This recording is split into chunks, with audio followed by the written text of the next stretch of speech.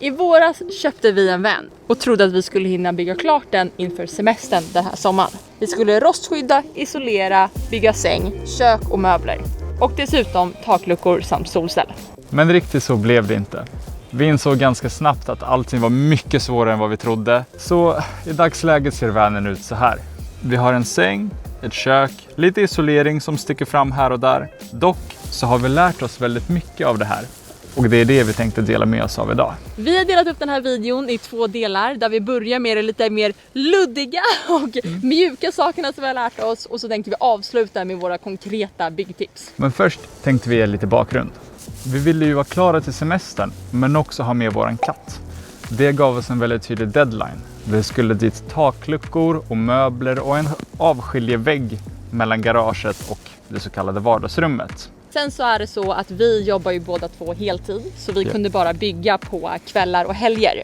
Och många man läser om och många när vi har tittat på YouTube, de gör ju faktiskt det här på heltid eller kanske håller på med YouTube men sen bygger. Men vi har ju försökt att kombinera ett jobb med att bygga och även om vi har försökt lägga många av våra kvällar och helger på det här så är det ju väldigt mycket runt omkring vilket gjort att det var svårt att hinna. Så vi hade ju inte bara tydlig tidspress och saker vi ville få gjort, men vi hade också begränsat med tid. Ja, precis som du nämnde så hade vi startat en YouTube-kanal. Nu i efterhand kanske vi skulle förberett lite videos och lite material innan vi la upp, men vi tänkte vi kör. Och det var ju inte tyvärr en fördel när det gällde just tidspress för att YouTube-kanalen, själva filmningen och klippningen, det tog ju tid i sig, tid från bygget. Det leder oss in till vår första och absolut största lärdom. Tid. Tid på bland annat research. Efterforskningar på hur man bygger, vad man ska ha och inte ska ha. Det tar tid. Det är många kvällar, många timmar framför datorn med mobiltelefonen, frågor runt för att vi ska ta reda på hur gör man det på bästa sätt. Och också vad vill vi ha? Exakt. Jag tycker att vi hade faktiskt planerat. Vi började ju snacka om att skaffa en van i september tror jag, eller till och med under sommaren förra året. Och vi spenderade stora delar av hösten och vintern med att planera och en av våra första videos här på kanalen var faktiskt när vi planerar vår planlösning. Och sen när man gjorde research så såg man någon annans planlösning eller lösning på ett problem på YouTube eller Facebook eller vad som helst. Exakt. Och så började vi planera om och varenda gång så går så många timmar. Och en annan sak som jag tror att många missar och som vi verkligen inte hade tänkt på, det är hur mycket tid det tar att förbereda och plocka ur. Alltså nästan hälften av all tid vi har lagt ner på bygget, om inte mer, har ju gått åt det Roman sa med research, men framför allt att packa i ordning verktygen innan vi ska ner och att lägga ut allting. Och vi har ju haft bilen full med saker så att förbereda inför bygget och göra oss redo.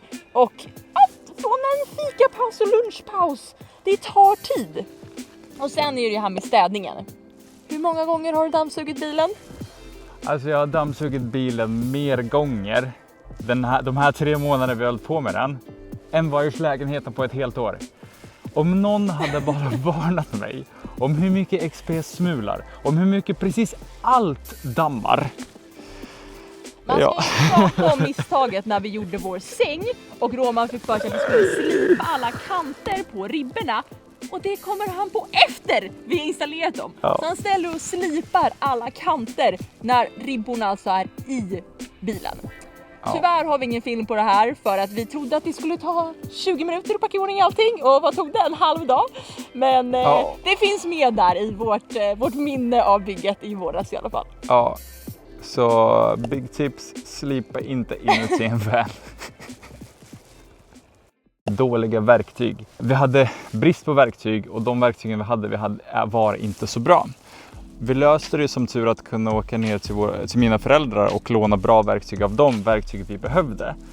Men de bor ju på en helt annan ort så det tog ju också rätt bra tid att faktiskt förflytta oss fram och tillbaka. Verkligen. Vi har de sågar man behöver, de slipmaskiner man behöver, jag vet inte, en borr. Vi har bara en borr. Ja, men vi har inte ens en skruvdragare. Nej. Typ en halvkomplett lista på det man behöver ha för att ha det smidigt. Vad vi har listat ut är skruvdragare, borrmaskin, cirkelsåg är bra, kan bytas ut mot en gersåg eller sågbord. Sågbord måste man ha. som kan även så böja sig så du kan skära fina längsgående vinklar. Slipmaskin, vinkelslip kan ibland bytas ut mot sticksåg. Tigersåg kan också ersättas med stiggsåg. Ja, åtminstone det här startpaketet behöver du ha innan du börjar för att ha det och smidigt. hälften av de här sakerna visste inte jag vad det var för 3 månader sedan. En av de främsta anledningarna till varför saker och ting tar tid, det är för att allt som kan gå fel kommer att gå fel. Vi har gjort sönder 2 borrar. Minst. Vi har misslyckats med att borra in skruvar på 7 olika ställen. Minst. Typ 20. Vi har haft sågar som inte har fungerat. Jag tror att jag har använt 3 olika sågar vid 4 olika tillfällen. Ja. Lätt. Vi har sågat snett, sågat fel, fått börja om från första början. 3 gånger, ja. Ja, det är oturen med golvet, att det precis inte matchar med typ 1 centimeter från när du hade lagt på isoleringen. Ja, där kommer vi in på 3 olika sågar för att få det rakt. Till slut så hittade jag en hyfsat dålig sticksåg och fick det ungefär rakt. Men ja, det var mycket som gick fel och det ska man räkna med när man tänker tidsplanering. Vattenkranen. Ja, Alltså ska vi... vi släpper det. Vi kan fortsätta den här listan länge. Det är mycket som kan gå fel helt enkelt. Ja. Som vi nämnt tidigare så har vi behövt planera om. Och det var också inte heller någonting vi tänkte att vi skulle behöva göra så mycket. Det var inte bara med planlösningen, vilket vi la 2 hela video på att planera om. Men även också det här med katten och med vår tid. Med att planera våran tid, planera om våran tid och allting det runt omkring. Själva den här planeringen och logistiken tar tid i sig, men också tar tid att genomföra när man väl har planerat om. Ja, nej men så vi har ju dels då planerat om med att först, som du var inne på, skulle vi ha med Gandalf. Sen så kom vi på att vi skulle lämna bort Gandalf och sen var vi tvungna att tänka på vad behöver vi ens ha för att kunna komma iväg i sommar. Sen så har vi också planerat om, vi hade liksom ett Excel-ark i början. Ja. Vi sa det här ska vi hinna den här helgen. Vi kan faktiskt visa det här, hur det såg ut. Och det tror jag inte ens vi har tittat på de senaste 2,5 månaderna. För att varenda gång vi bara, det här ska vi göra den här helgen. Så bara, det tog 2 helger. Och nej, det är många gånger som vi bara har sagt att nej, nu får vi faktiskt bara göra så gott vi kan. Och så får vi se hur lång tid det tar. Vi har varit lite väl optimistiska. Ja.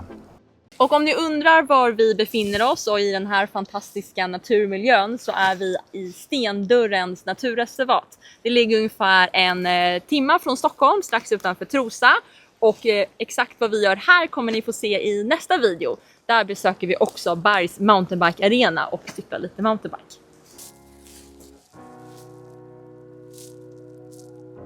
Och nu in på rena byggtips som vi har. Till att börja med, fogskum suger. That's it. Ni behöver inte veta mer. Bara fogskum suger. Använd inte det. Det kletar. Det hamnar överallt. Ibland så expanderar det jättemycket. Ibland så expanderar det inte alls. Och det har jag nämnt för. Kolla våran video här uppe. Det är bara kaos. Det är hemskt att jobba med. Och skulle vi gjort om det så skulle vi bara kört Armaflex eller någonting annat. Liksom klistrigt isolering på direkt. Och använd inte fogskum. Det är kaos. Jag såg något inlägg i en Facebookgrupp om liksom, vanlife och bygga campervan och så. Där de jämförde liksom, hur bra olika material isolerar. Och så hade de en lång utläggning om att såhär, varför älskar alla Armaflex? Armaflex är inte det bästa som finns. Man bara, nej, det kanske inte isolerar bäst. Men man behöver inte fogskum. Och det borde räcka. Det borde räcka som argument. Exakt. Nej, vi tänkte ju att Armaflex var dyrare och att det därför skulle vara lättare med Express och fogskum helt enkelt. Men nej, det här tror jag faktiskt är det främsta. Om vi skulle åka tillbaka i tiden och kunna göra om någonting. Det här är det absolut viktigaste för oss. Ja. Det skulle spara så mycket tid. Och det finns andra företag där ute och det finns andra material än Armaflex. Men just bara de här liggunderlag med ett klistrig sida som man bara klistrar av, smackar upp, klart. Och sen går vi vidare på nästa vägg. Och nummer 2, det är faktiskt det här med träreglar och metallreglar. vi har ju hela tiden velat ha så mycket utrymme som möjligt. Så vi har inte valt att sätta några träreglar fast i metallreglerna i vanen. Exakt. För att vi har bara tänkt att det är onödigt att skruva i någonting i en regel för att sen skruva i någonting i den regeln. Och ja, spara utrymme. Du är ju ganska lång, vi har velat ha så bred som möjligt. Ja, alla vet ju att en van är väldigt lite utrymme. Men vi ångrar oss. Ja. Alltså nu när vi har försökt skruva fast liksom väggar, men framförallt i taket. Oj, vad många gånger vi har funderat på hur vi ska lösa taket. För att skruva någonting i metallreglar är så oerhört svårt. Vi har använt 4 olika typer av självborrande skruvar. Ja. Ingen fungerar. Det här kanske är subjektivt, men vår subjektiva tanke om självborrande skruvar är också: de suger. De kanske är bra, det kanske finns bra skruvar där ute, men vi kan i alla fall inte skruva med självborrande skruvar. Nej, men jag tror så här, har man lite tålamod, har man en bra skruvdragare. Kan börja där. Ja, exakt. Nej, men så har man en bra skruvdragare, har man en rak metall, alltså vi har haft så många metallreglar som har varit sneda, vilket gör exakt. att de har bytts. Och har man bra förutsättningar helt enkelt så tror jag att det funkar. Men att behöva stå på varenda ställe och behöva skruva in ett helt tak på det sättet eller en hel vägg, det är inte kul. Nummer 3.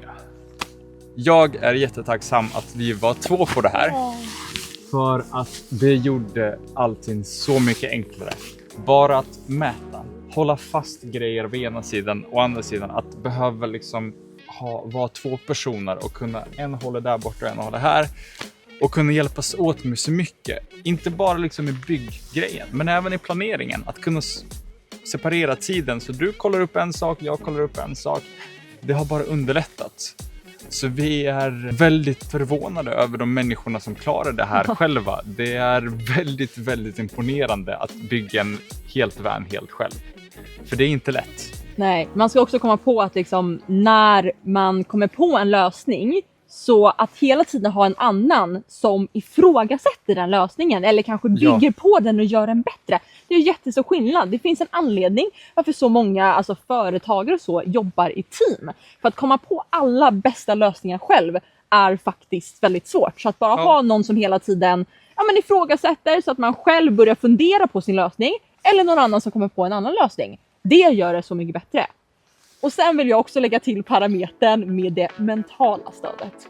Just det. Jag vet inte hur många gånger där vi, en har helt enkelt fått stötta upp för att den andra har tyckt att någonting är jobbigt. Vi har ju pratat om allting som kan gå fel och allting som har gått sönder. Och att då hela tiden finnas där som ett stöd åt varandra och veta att vi är 2. Det är faktiskt en väldigt viktig parameter. Och vår sista punkt i rena byggtips är att gör grunden ordentligt. Har du inget bra grundjobb, då fallerar hela bygget.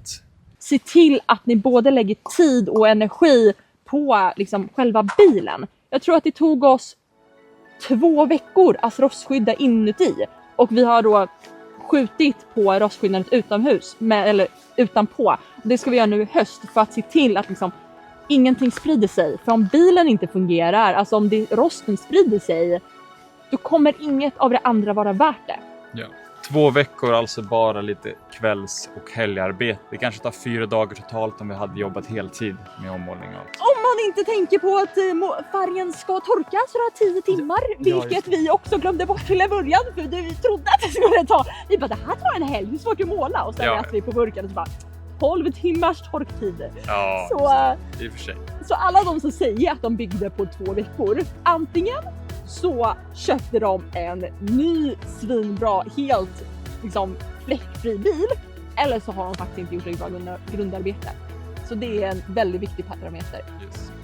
En annan grej är ju det här med motorn. Vi valde att göra en riktigt ordentlig service på vår bil här i våras. Den kostade lite mer än vad vi ville och hoppades på. Men det kändes så skönt när vi åkte iväg på semestern att veta att bilen är ordentligt tittad. Så var inte dumsnål. Då står man där utan kanske ett hem i värsta fall. Och det vill man undvika så gott som möjligt. Och nu, som ett sista litet bonstips som ni ska få av oss, är att den här vanlife-communityn är helt fantastisk. Vi har snackat med människor i Facebookgrupper och varit på träffar och bara mött så sköna människor. Fått så otroligt mycket tips och idéer och alla har varit jättesnälla och trevliga. Så om någon av er nu skulle fundera på att börja med vanlife, hitta communities i närheten. För de finns överallt och de kan hjälpa er mycket. Med det sagt så finns det bara en sak kvar att säga. Och det är trevlig helg! Och ut i naturen med er!